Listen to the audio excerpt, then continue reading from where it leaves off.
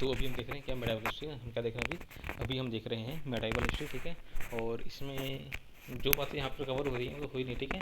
बाकी इसमें टॉपिक में मालूम पड़ जाएगा, ठीक है ना, कौन कौन से चैप्टर हैं। उस चैप्टर वाइज में एमसीक्यू हम क्या करेंगे यूट्यूब या फिर यूट्यूब और गूगल के माध्यम से, ठीक है ना, यूट्यूब और गूगल पर हम क्या करेंगे टॉपिक वाइज एमसीक्यू देख लेंगे, ठीक है। जहाँ तक जो पॉसिबल होगा वहाँ तक सॉल्व करेंगे, जो नहीं होगा उसको उसको दोबारा से याद कर लेंगे, ठीक है। और जो ऐसे अलग से हम एमसीक्यू कवर करेंगे उसका एक अलग से प्लेलिस्ट बनाकर उसमें सारे वीडियो डालेंगे, ठीक है। और टाइम मिलेगा तो उसको फिर उसको नोट भी करेंगे, ठीक है। तो चलो पहले बात करते हैं पूर्व मध्यकाल, ठीक है ना। मेडाइवल हिस्ट्री में पहले हम बात करेंगे पूर्व मध्यकाल के बारे में। पूर्व मध्यकाल को हम क्या कहते हैं, राजपूत काल, ठीक है ना। पूर्व मध्यकाल बोलो या फिर राजपूत काल बोलो, एक ही बात है।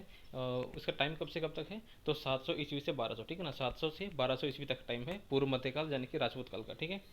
फिर पूर्व मध्यकाल में हम दो बात पढ़ते हैं, एक तो देसी परिदृश्य पढ़ते हैं और दूसरा हम देखते हैं विदेशी आक्रमण, ठीक है ना।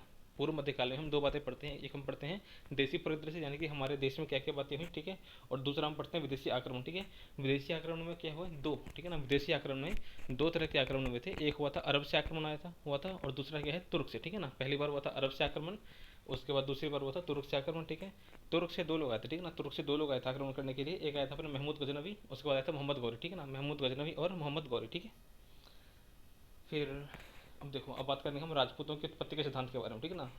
राजपूतों की उत्पत्ति के कैसे हुई इसके बारे में दो सिद्धांत है, ठीक है ना। एक है अपना देसी सिद्धांत, ठीक है ना, क्या है देसी सिद्धांत, ठीक है। और दूसरा है विदेशी सिद्धांत। पहला है देसी सिद्धांत और दूसरा है विदेशी सिद्धांत, ठीक है। देसी सिद्धांत में क्या बोलते हैं, तो देसी सिद्धांत के लोग ये कहते हैं, जैसे कौन कौन है, ठीक है ना, गौरी शंकर ओझा और दशरथ शर्मा, ठीक है ना। गौरी शंकर ओझा और दशरथ शर्मा, इन दोनों ने राजपूतों की उत्पत्ति के संबंध में देशीय सिद्धांत दिया है, ठीक है। और इन्होंने क्या बोला है कि राजपूत वर्ड जो है ये कोई नया नहीं है, ठीक है ना, ये बल्कि महाभारत है, ठीक है ना। महाभारत है और फिर एक है पाणिनि का जो किताब था अष्टाध्यायी, ठीक है ना। महाभारत में और अष्टाध्यायी इन दोनों में जो है राजपूत वर्ड का उल्लेख मिलता है, ठीक है। यानी कि राजपूत जो है वो राजपूतों की उत्पत्ति देसी ही अपने अपने ही देश से हुई थी, ठीक है ना, स्वदेश से हुई थी, ठीक है।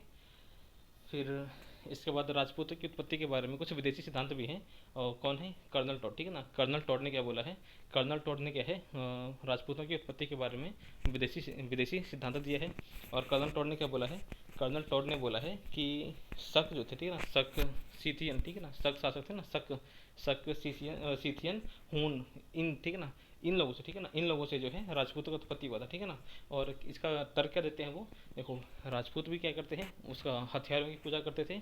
और जो शक थे, शक हून, ठीक है ना, ये लोग भी शस्त्र अपने अपने शस्त्र का यानी कि हथियारों का पूजा किया करते थे, इसी कारण से ये हो गया, ठीक है। अब देखो फिर क्या है, कुछ पौराणिक मान्यता क्या है, तो पौराणिक मान्यता ये है कि अग्निकुंड से, ठीक है ना, किससे, अग्निकुंड। देखो एक ऋषि थे वशिष्ठ ऋषि, कैसे कौन थे, वशिष्ठ ऋषि जो थे, इनके पास एक गाय थी, कामधेनु गाय, ठीक है। और फिर ठीक है ठीक है, अब एक है अपने विश्वामित्र। विश्वामित्र ने क्या किया, वशिष्ठ ऋषि का कामधेनु गाय चुरा लिया, ठीक है ना। विश्वामित्र ने ऋषि विश्वामित्र ने वशिष्ठ ऋषि का कामधेनु गाय चुरा लिया, ठीक है। और फिर इसी के बाद इन्होंने क्या किया, ठीक है ना, इसके बाद, ठीक है ना, इसके बाद क्या, वशिष्ठ ने इसके बाद क्या किया, वशिष्ठ ने जो है एक अग्निकुंड किया, ठीक है ना, क्या किया, एक यज्ञ किया। और उसी यज्ञ में, ठीक है ना, उसी यज्ञ के अग्निकुंड से चार जातियाँ क्या है, चार युद्ध वाली जातियाँ, ठीक है ना, चार युद्धक जातियों का उत्पत्ति होता है। चार युद्धक जातियाँ कौन कौन सी हैं, तो ये हैं अपने परमार, प्रतिहार, चौहान और चालुक्य, ठीक है। और ये चार ही क्या थे, राजपूत है, ठीक है ना। कौन कौन, तो परमार, प्रतिहार, चौहान और चालुक्य, ठीक है। फिर अब हम बात करें, एक मिनट, एक मिनट वेट करिए। हाँ, गुर्जर प्रतिहार वंश के बारे में बात करेंगे, ठीक है ना। देखो गुर्जर प्रतिहार वंश के बारे में पहले हम बात करेंगे किसके बारे में, तो गुर्जर प्रतिहार वंश के बारे में, ठीक है। देखो गुर्जर प्रतिहार वंश का स्थापना किसने किया था, हरिश्चंद्र, किसने, राजा हरिश्चंद्र ने स्थापना किया था, किसका, तो गुर्जर प्रतिहार वंश का, ठीक है। जबकि गुर्जर प्रतिहार वंश का रियल फाउंडर किसे कहते हैं, तो रियल फाउंडर हम कहते हैं किसको, नागभट्ट प्रथम को, किसको, नागभट्ट प्रथम को कहते हैं, ठीक है। इसके अलावा गुर्जर प्रतिहार वंश का एक राजा था महेंद्रपाल, कौन, क्या नाम था उसका, महेंद्रपाल जो है किसका था, महेंद्रपाल जो है वो गुर्जर प्रतिहार वंश का ही एक राजा था, ठीक है। और इसी महेंद्रपाल के दरबार में कवि थे जिसका नाम था राजशेखर, ठीक है ना। यानी कि राजशेखर क्या थे, कवि थे। और राजशेखर जो है किसके दरबार में कवि थे, तो गुर्जर प्रतिहार वंश के राजा महेंद्रपाल के दरबार में कवि थे, ठीक है। और इसी राजशेखर ने दो किताब लिखा, ठीक है ना, इसी राजशेखर ने दो किताबों की रचना करी है, एक है अपना कर्पूर मंजरी और दूसरा है बाल रामायण, ठीक है ना। कौन कौन सा है, कर्पूर मंजरी और बाल रामायण, ठीक है। एक मिनट, अच्छा ठीक है। अब देखो, गुर्जर प्रतिहार वंश का जो सबसे प्रतापी राजा था, ठीक है ना, गुर्जर प्रतिहार वंश का जो सबसे प्रतापी राजा था उसका नाम क्या था? तो उसका नाम था मिहिर भोज। क्या नाम था? मिहिर भोज, ठीक है। और फिर एक मिनट, एक मिनट वेट करिए। अब देखो, त्रिपक्षीय संघर्ष की बात करें तो मिहिर भोज जो है, ठीक है ना, ये जो मिहिर भोज है इसी के टाइम पर हुआ था त्रिपक्षीय संघर्ष, ठीक है ना। गोर्धन प्रतिहार वंश के एक राजा थे मिहिर भोज, इन्हीं के टाइम पर, ठीक है ना, इन्हीं के टाइम पर त्रिपक्षीय संघर्ष शुरू हुआ था, ठीक है। त्रिपक्षीय संघर्ष किसके बीच में हुआ था? तो तीन लोग थे, कौन कौन से? गोर्धन प्रतिहार, राष्ट्रकूट और पाल, ठीक है ना। कौन कौन है? देखो, पश्चिम तरफ से थे गुर्जर प्रतिहार वंश, ठीक है। और फिर पूर्वी तरफ से थे अपने पाल वंश जो कि बंगाल के आसपास, और दक्षिण क्षेत्र, ठीक है, दक्षिण क्षेत्र से थे राष्ट्रकूट वंश। ये तीनों जो है बीच के एक एरिया है यूपी के आसपास का, ठीक है ना, वो था कन्नौज। तो उस पर कब्जा करने के लिए इन तीनों ने संघर्ष किया, जिसे हम कहते हैं त्रिपक्षीय संघर्ष, ठीक है। और कितने साल चला? तो 200 साल, ठीक है ना। त्रिपक्षीय संघर्ष जो है वो लगभग 200 साल, कितना? 200 ईयर्स तक चला, 200 ईयर्स तक चला था अपना ये त्रिपक्षीय संघर्ष, ठीक है। अच्छा, मिहिर भोज के टाइम पर कौन आया था? सुलेमान आया था। सुलेमान जो है कौन था? अरब यात्री। देखो, मिहिर भोज के टाइम पर एक अरब यात्री आया था जिसका नाम था सुलेमान, ठीक है ना। मिहिर भोज के टाइम पर ही एक अरब यात्री आया था, ठीक है। उस अरब यात्री का नाम क्या है? उसका नाम है सुलेमान, ठीक है। फिर देखो, कन्नौज, ठीक है ना, जब त्रिपक्षीय संघर्ष हुआ, ठीक है ना, त्रिपक्षीय संघर्ष से पहले कन्नौज पर कौन शासन कर रहा था? तो कन्नौज पर आयुष वंश, किसका? आयुध, ठीक है ना। आयुध वंश का जो है शासन था किस पर? कन्नौज पर। और आयुध वंश के राजा थे राजा आयुध, ठीक है। ये काफ़ी कमजोर थे, ठीक है, और इन्हीं को हरा करके यहाँ पर जो है त्रिपक्षीय संघर्ष शुरू हुआ, ठीक है। अब हम बात करेंगे पाल वंश के बारे में, ठीक है। देखो, जो बातें छूट गई हैं, ठीक है ना, टॉपिक वाइज आप क्या करना, जब सुनना इसको, ठीक है, तो आपको एक बार दो बार आप सुन चुके हों, उसके बाद आप क्या करना, टॉपिक वाइज इसका एमसीक्यू आप देख लेना, ठीक है। फिर हम बात करें पाल वंश के बारे में, तो पाल वंश जो की स्थापना किसने किया था? गोपाल ने, ठीक है ना। पाल वंश का स्थापना किसने किया था? गोपाल ने किया था, ठीक है। और पाल वंश का जो ये है सबसे जो महान शासक पाल वंश की स्थापना किसने किया था? गोपाल ने किया था। और ठीक है, गोपाल ने एक विश्वविद्यालय का निर्माण करवाया था, उदंतपुरी, ठीक है ना। गोपाल ने उदंतपुरी विश्वविद्यालय का निर्माण करवाया था, ठीक है। इसके बाद कौन है अपना, ठीक है, एक मिनट, उदंतपुरी वाला आप एक बार फैक्ट आप दोबारा चेक कर लेना, ठीक है। बाकी इसके बाद, ठीक है ना, पाल वंश का जो सबसे प्रतापी राजा था उसका नाम था धर्मपाल, ठीक है ना। पाल वंश में जो सबसे प्रतापी राजा थे उसका नाम था धर्मपाल, ठीक है। और धर्मपाल जो है इसने क्या किया, इसने 3 यूनिवर्सिटी बनाई, कौन कौन से? विक्रमशिला, उदंतपुरी और सोमपुरी, ठीक है। और इसमें देख लेना कि आप इसमें से जो है धर्मपाल और गोपाल ने कौन कौन से बनवाए, उसको आप चैट जीपीटी करके अपने शॉर्ट नोट्स में लिख लेना, ठीक है। अच्छा, इसके अलावा क्या है, धर्मपाल के दरबार में कवि था सोढ़ल, ठीक है ना। धर्मपाल जो है इसके दरबार में एक कवि था गुजरात का, उस कवि का नाम क्या था? उसका नाम था सोढ़ल। क्या नाम था? सोढ़ल, ठीक है। फिर इसने कौन सा वो लिया उत्तराधिकारी अपना जो है उपाधि, ठीक है ना। धर्मपाल ने उपाधि क्या लिया था? तो सकल उत्तरापद स्वामी, ठीक है ना। सकल उत्तरापद स्वामी का उपाधि लिया था धर्मपाल ने, ठीक है। फिर धर्मपाल ने क्या किया, जो गुर्जर प्रतिहार वंश है, ठीक है ना, गुर्जर प्रतिहार वंश के जो शासक थे उनको हराया था, ठीक है, ठीक है, उनको हराया था धर्मपाल ने, ठीक है। अच्छा, इसके अलावा धर्मपाल ने क्या किया, और नालंदा विश्वविद्यालय को संरक्षण दिया, ठीक है ना। नालंदा विश्वविद्यालय को, किसको? नालंदा विश्वविद्यालय को संरक्षण दिया था किसने? धर्मपाल ने, ठीक है।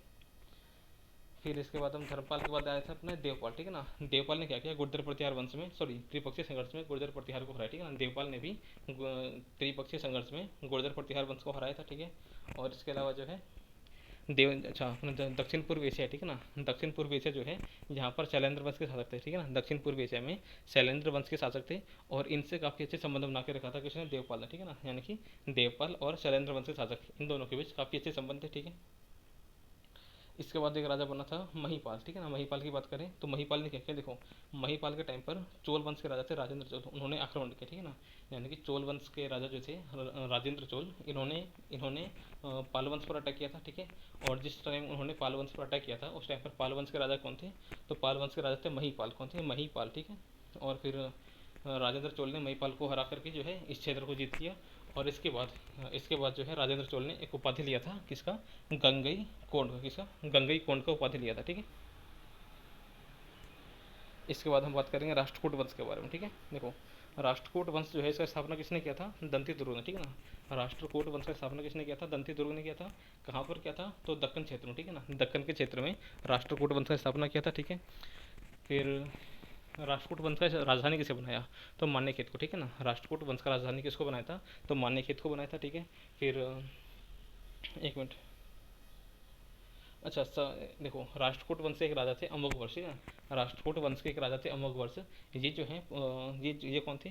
ये भारतीय इतिहास में, ठीक है ना, भारतीय इतिहास में सबसे लंबे समय तक शासन करने वाले शासक थे, ठीक है ना। कौन थे? अमोघवर्ष थे, 64 साल, ठीक है ना। अमोघवर्ष ने 64 साल तक जो है शासन किया था, ठीक है। और कहाँ के थे ये? तो अपने राष्ट्रकूट वंश के राजा थे अमोघवर्ष, ठीक है। फिर अमोघ वर्ष जो है किसको, कौन से धर्म के थे? जैन धर्म, ठीक है ना। अमोघ वर्ष जो है वो जैन धर्म को मानते थे, ठीक है।